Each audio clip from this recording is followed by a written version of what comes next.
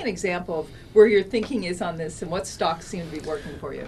Well, I think if you just look over the last 4 or 5 years, there's been a lot of deferred maintenance that's been done to existing homes. And there was no reason to put money into your home when it was going down in value. But now that looks like it's stabilized the real estate market, if not coming back a little bit. One way you can play it is home builders. That's great. But the other way to play it is ancillary business like a Mohawk or a Pier 1 or a Whirlpool, companies like that. Because essentially what you're looking at is people have held off on the purchases to put in new carpet or a cabinetry or a Masco for new faucets or whatever, or Whirlpool for a new washer or dryer or paint, whatever it is.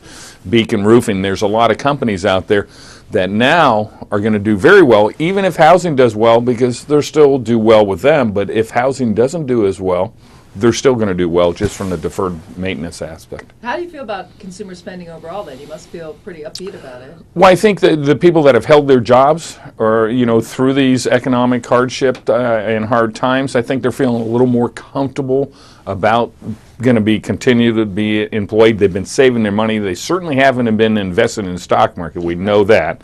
So they have the cash on the sidelines, and I think they'll part with a little bit of it just to spruce up their homes. What about what's happening with the market right now? I mean, the early flows into funds seem to indicate that now there's some retail traction. Is this for real? Is this finally when the retailers come back in? I don't think the retail is going to be in for a while. I think what's going to happen is once they get their statement in the fixed income arena, when rates go up and their principal comes down, I think that's when you're going to attract a lot more money to the market from the retail side. The perception out there is the market hasn't done well over the last 3 years. It has done very well. And people were still fearful of going back to March of '09, and they don't want to take that risk, especially when they say, well, the market's up 100%. And they go, I already missed it. Well, you haven't missed it. There's so much more to go in this market, but they're going to still stay on the sidelines until you get back to the late 90s euphoria.